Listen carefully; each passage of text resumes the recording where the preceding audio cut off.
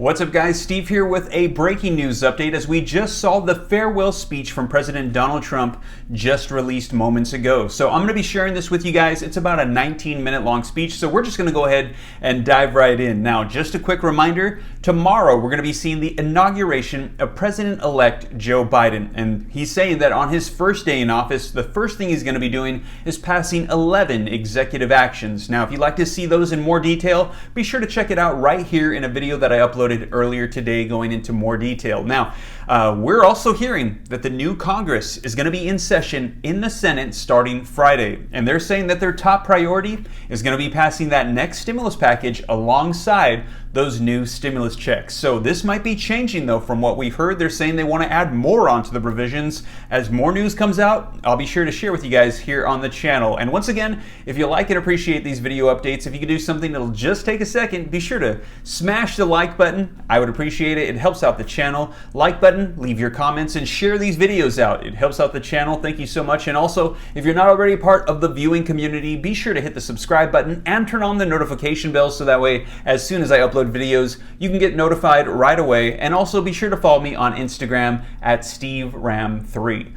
But now let's go ahead and take a look at this farewell speech that just came out today from President Donald Trump in his last day in office. My fellow Americans, 4 years ago we launched a great national effort to rebuild our country, to renew its spirit, and to restore the allegiance of this government to its citizens. In short, we embarked on a mission to make America great again for all Americans. As I conclude my term as the 45th President of the United States, I stand before you truly proud of what we have achieved together. We did what we came here to do, and so much more. This week, we inaugurate a new administration and pray for its success in keeping America safe and prosperous. We extend our best wishes, and we also want them to have luck, a very important word. I'd like to begin by thanking just a few of the amazing people who made our remarkable journey possible. First, let me express my overwhelming gratitude for the love and support of our spectacular First Lady, Melania. Let me also share my deepest appreciation to my daughter Ivanka, my son-in-law Jared, and to Barron, Don, Eric, Tiffany, and Lara. You fill my world with light and with joy. I also want to thank Vice President Mike Pence, his wonderful wife Karen, and the entire Pence family. Thank you as well to my Chief of Staff, Mark Meadows, the dedicated members of the White House staff, and the cabinet, and all of the incredible people across our administration who poured out their heart and soul to fight for America. I also want to take a moment to thank a truly exceptional group of people, the United States Secret Service. My family and I will forever be in your debt. My profound gratitude as well to everyone in the White House Military Office, the teams of Marine One and Air Force One, every member of the armed forces, and state and local law enforcement all across our country. Most of all, I want to thank the American people. To serve as your president has been an honor beyond description. Thank you for this extraordinary privilege, and that's what it is, a great privilege and a great honor. We must never forget that while Americans will always have our disagreements, we are a nation of incredible, decent, faithful, and peace-loving citizens who all want our country to thrive and flourish and be very, very successful and good. We are a truly magnificent nation. All Americans were horrified by the assault on our Capitol. Political violence is an attack on everything we cherish as Americans. It can never be tolerated. Now more than ever, we must unify around our shared values and rise above the partisan rancor and forge our common destiny. 4 years ago, I came to Washington as the only true outsider ever to win the presidency. I had not spent my career as a politician, but as a builder looking at open skylines and imagining infinite possibilities. I ran for president because I knew there were towering new summits for America just waiting to be scaled. I knew the potential for our nation was boundless as long as we put America first. So I left behind my former life and stepped into a very difficult arena, but an arena nevertheless with all sorts of potential if properly done. America had given me so much, and I wanted to give something back. Together with millions of hardworking patriots across this land, we built the greatest political movement in the history of our country. We also built the greatest economy in the history of the world. It was about America first because we all wanted to make America great again. We restored the principle that a nation exists to serve its citizens. Our agenda was not about right or left.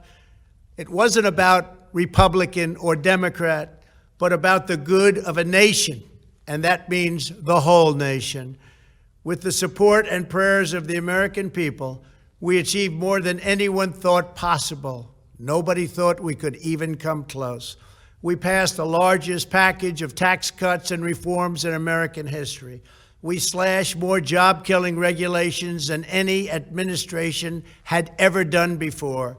We fixed our broken trade deals, withdrew from the horrible Trans-Pacific Partnership and the impossible Paris Climate Accord, renegotiated the one-sided South Korea deal, and we replaced NAFTA with the groundbreaking USMCA. That's Mexico and Canada, a deal that's worked out very, very well. Also, and very importantly, we imposed historic and monumental tariffs on China, made a great new deal with China. But before the ink was even dry, we and the whole world got hit with the China virus. Our trade relationship was rapidly changing. Billions and billions of dollars were pouring into the U.S., but the virus forced us to go in a different direction. The whole world suffered, but America outperformed other countries economically because of our incredible economy and the economy that we built. Without the foundations and footings, it wouldn't have worked out this way. We wouldn't have some of the best numbers we've ever had. We also unlocked our energy resources and became the world's #1 producer of oil and natural gas, by far. Powered by these policies, we built the greatest economy in the history of the world. We reignited America's job creation and achieved record low unemployment for African Americans, Hispanic Americans, Asian Americans, women, almost everyone. Income soared, wages boomed, the American dream was restored, and millions were lifted from poverty in just a few short years. It was a miracle. The stock market set one record after another, with 148 stock market highs during this short period of time, and boosted the retirements and pensions of hardworking citizens all across our nation.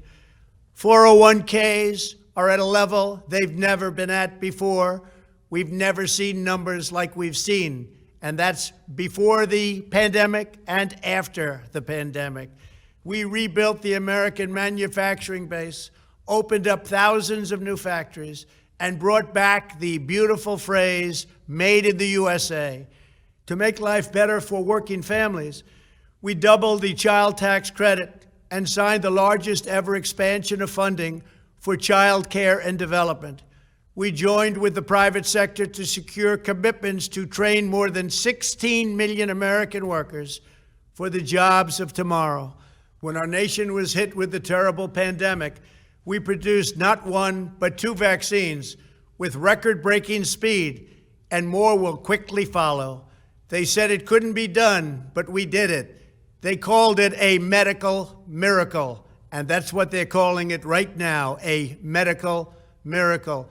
Another administration would have taken 3, 4, 5, maybe even up to 10 years to develop a vaccine.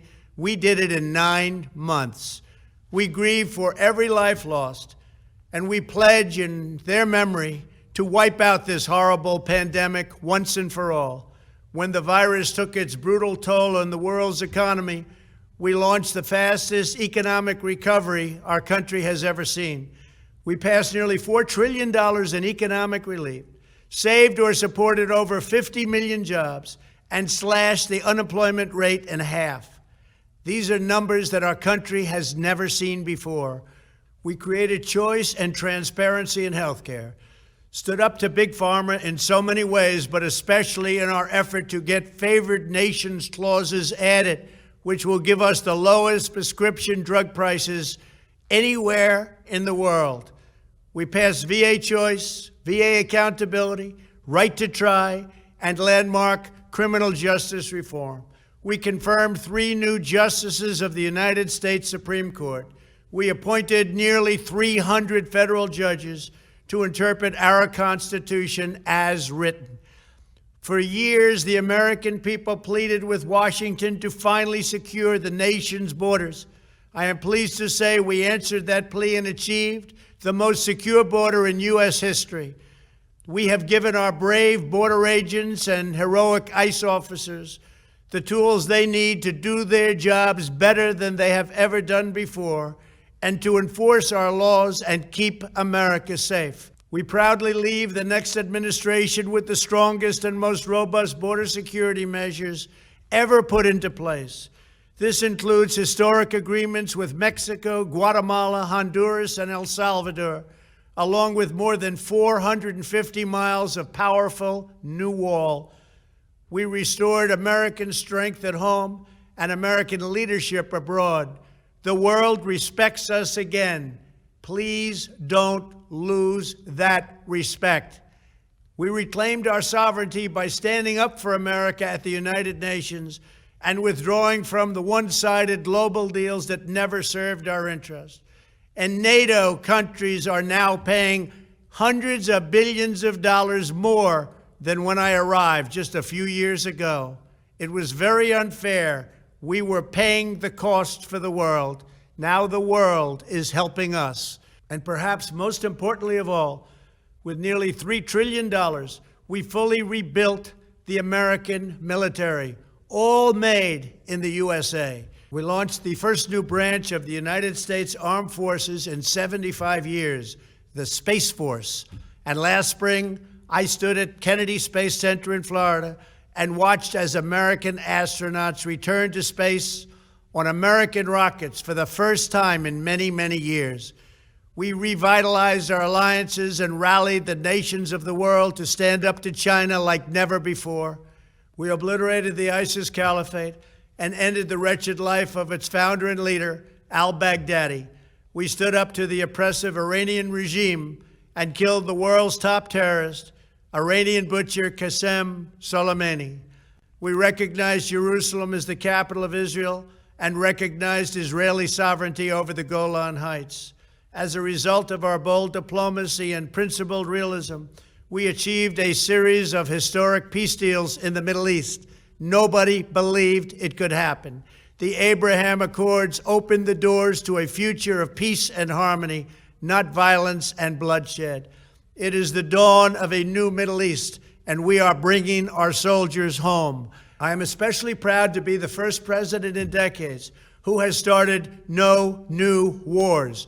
Above all, we have reasserted the sacred idea that in America, the government answers to the people. Our guiding light, our North Star, our unwavering conviction has been that we are here to serve the noble, everyday citizens of America. Our allegiance is not to the special interests, corporations, or global entities. It's to our children, our citizens, and to our nation itself. As president, my top priority, my constant concern, has always been the best interests of American workers and American families. I did not seek the easiest course. By far, it was actually the most difficult. I did not seek the path that would get the least criticism. I took on the tough battles, the hardest fights, the most difficult choices, because that's what you elected me to do. Your needs were my first and last unyielding focus. This, I hope, will be our greatest legacy. Together, we put the American people back in charge of our country. We restored self-government. We restored the idea that in America, no one is forgotten because everyone matters and everyone has a voice. We fought for the principle that every citizen is entitled to equal dignity, equal treatment, and equal rights, because we are all made equal by God. Everyone is entitled to be treated with respect, to have their voice heard, and to have their government listen.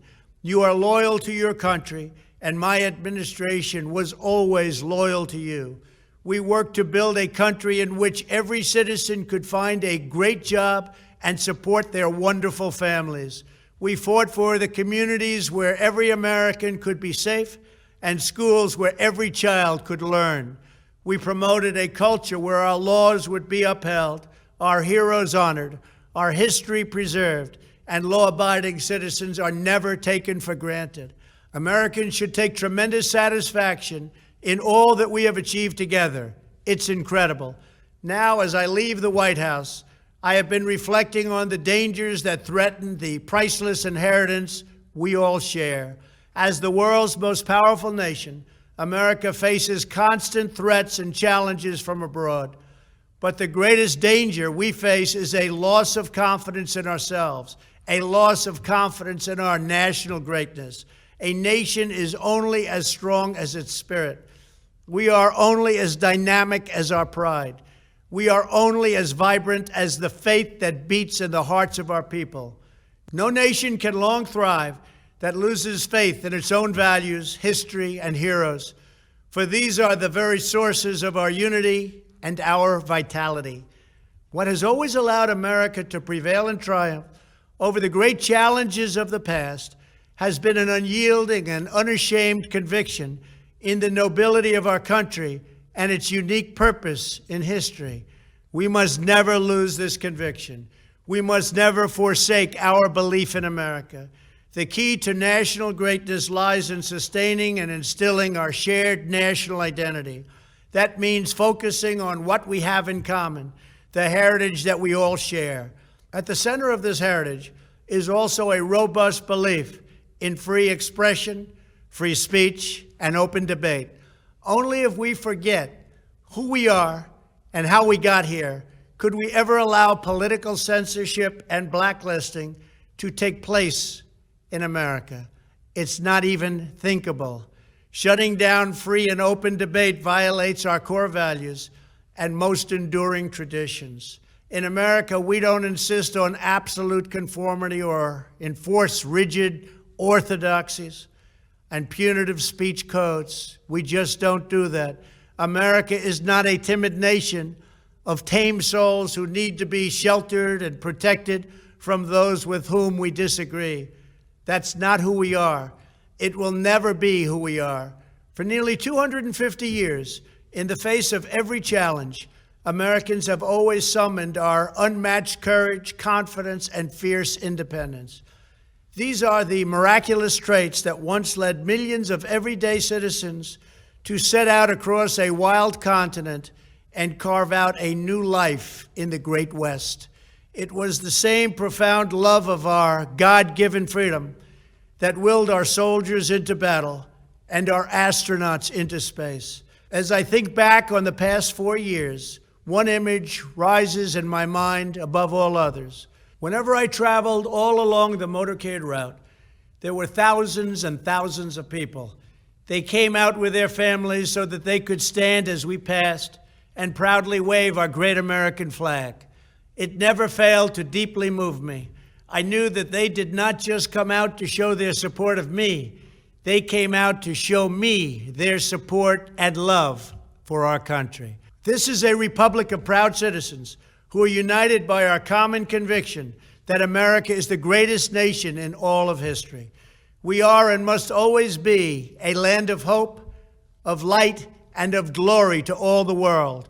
This is the precious inheritance that we must safeguard at every single turn. For the past 4 years, I have worked to do just that. From a great hall of Muslim leaders in Riyadh to a great square of Polish people in Warsaw, from the floor of the Korean Assembly to the podium at the United Nations General Assembly, and from the Forbidden City in Beijing to the shadow of Mount Rushmore, I fought for you, I fought for your family. I fought for our country. Above all, I fought for America and all it stands for, and that is safe, strong, proud, and free. Now, as I prepare to hand power over to a new administration at noon on Wednesday, I want you to know that the movement we started is only just beginning. There's never been anything like it. The belief that a nation must serve its citizens will not dwindle, but instead only grow stronger by the day. As long as the American people hold in their hearts deep and devoted love of country, then there is nothing that this nation cannot achieve. Our communities will flourish, our people will be prosperous, our traditions will be cherished, our faith will be strong, and our future will be brighter than ever before. I go from this majestic place with a loyal and joyful heart, an optimistic spirit, and a supreme confidence that for our country and for our children, the best is yet to come. Thank you and farewell. God bless you. God bless the United States of America.